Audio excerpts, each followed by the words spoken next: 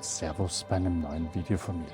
Ich möchte dir heute die Taborkirche in Weiz zeigen und dir ein wenig die Geschichte von ihr erzählen. Wenn dich das interessiert, dann bleib dran. Also, los geht's.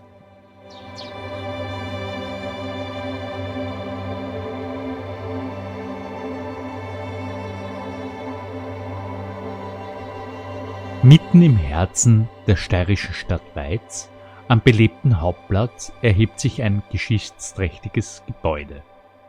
Die Taborkirche.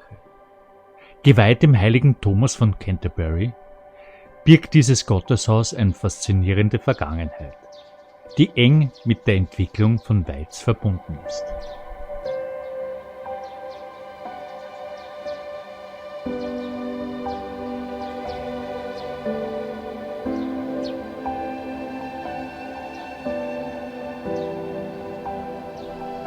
Das Jahr 1188 markiert einen bedeutenden Zeitpunkt in der Geschichte von Weiz und seiner Taborkirche.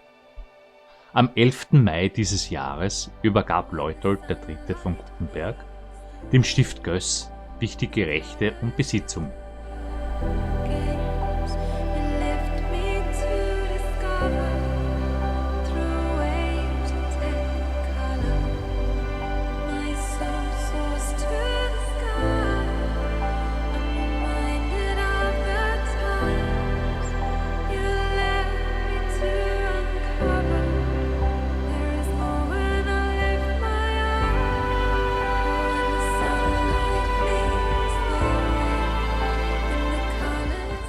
Die entsprechende Urkunde wurde in der Taborkirche ausgestellt.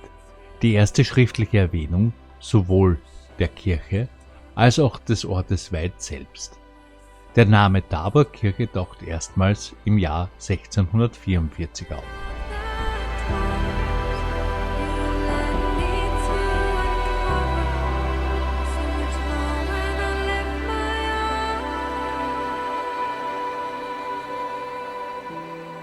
Die ursprüngliche Kapelle, die hier im 12. Jahrhundert stand, war im romanischen Stil erbaut. Um das Jahr 1360 erfuhr sie eine erste bedeutende Erweiterung durch den Anbau eines gotischen Altarraums.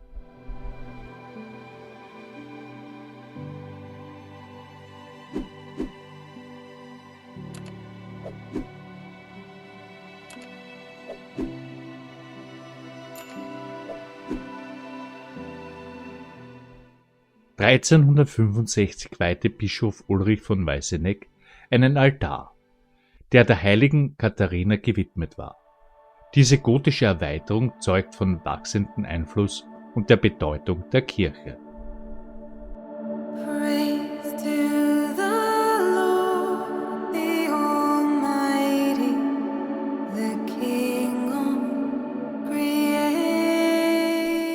Vor dem Jahr 1554 wurde die St. Thomaskirche von einem sogenannten Tabor umschlossen, einer Wehranlage mit markanten Rundtürmen.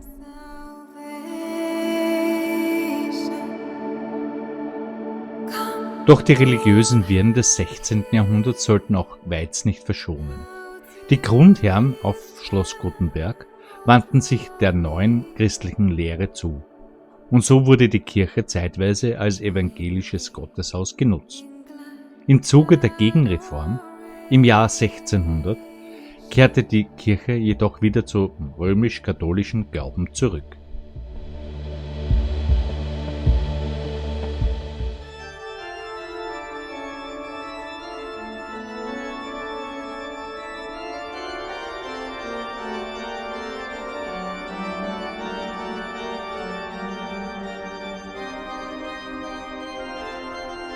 Im Jahr 1644 erfolgte ein bedeutender Umbau der Kirche, bei dem man vor allem die Fenster vergrößerte, leider ohne dabei auf die vorhandenen Fresken Rücksicht zu nehmen.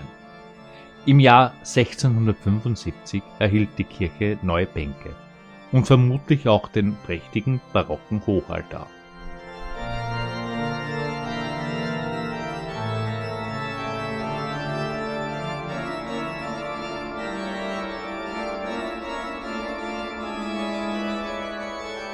Nach dem Ende der Türkengefahr wurde ab 1687 Teile der Tabormauer und Türme abgebrochen, um Platz für ein Wohnhaus zu schaffen, das später als Schule diente.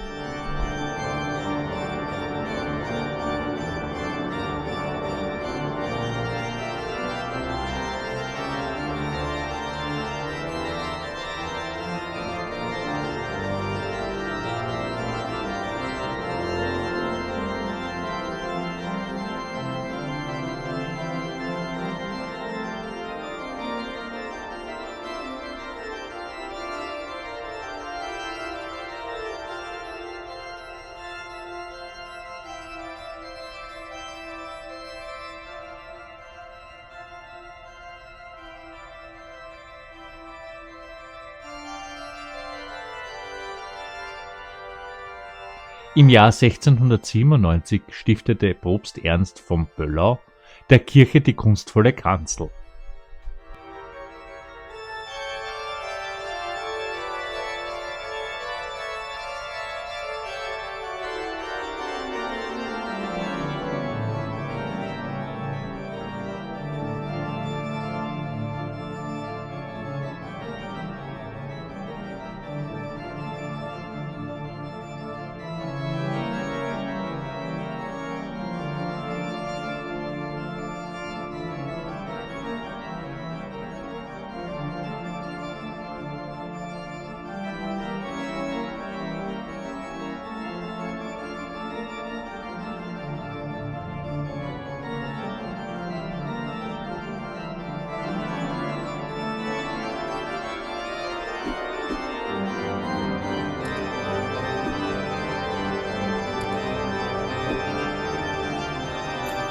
Eine weitere Bereicherung erfuhr die Kirche im Jahr 1769 mit der Aufstellung einer einmanualigen Orgel des Grazer Orgelbauers Ferdinand Schwarz, die bis heute gespielt wird.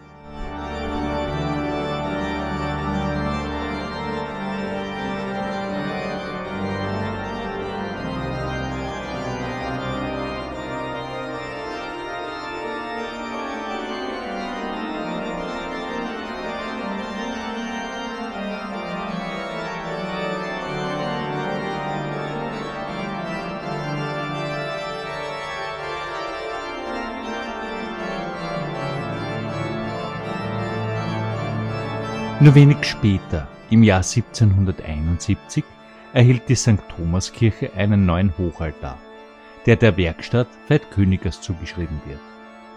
Das beeindruckende Altarbild schuf Josef Adam Ritter von Mölk. Dieselben Künstler, die zur gleichen Zeit auch in der nahegelegenen Weizbergkirche tätig waren.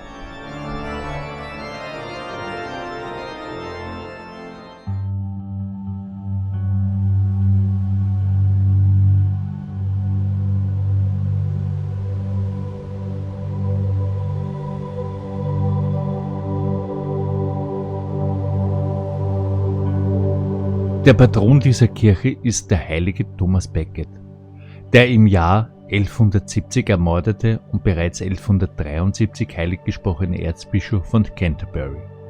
Dies macht die Taborkirche zu einer Besonderheit, denn die meisten Thomaskirchen sind dem Apostel Thomas geweiht. Sie ist eines der frühesten Zeugnisse der Verehrung Thomas Beckets im süddeutschen Raum.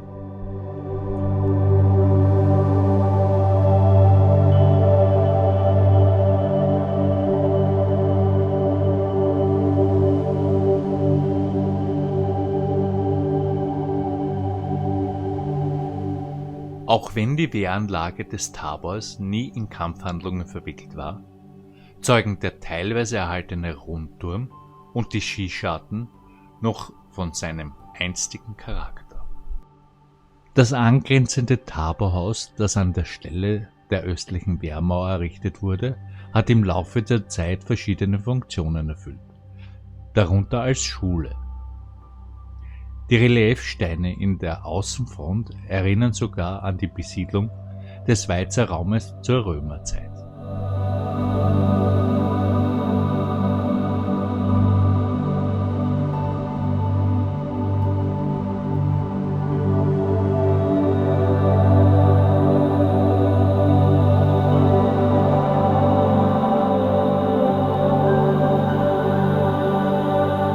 Die Taborkirche in Weiz ist somit weit mehr als nur ein Gotteshaus.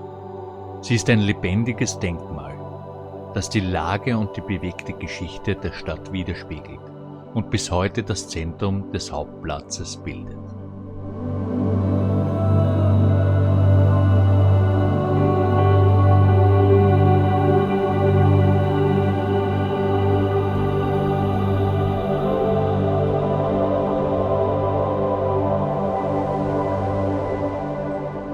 Ja, das war die Geschichte über die Taborkirche hier in Weiz in der Steiermark.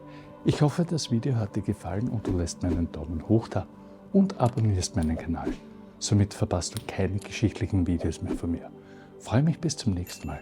Ciao, ciao, dein Gottrevler. Also, ciao.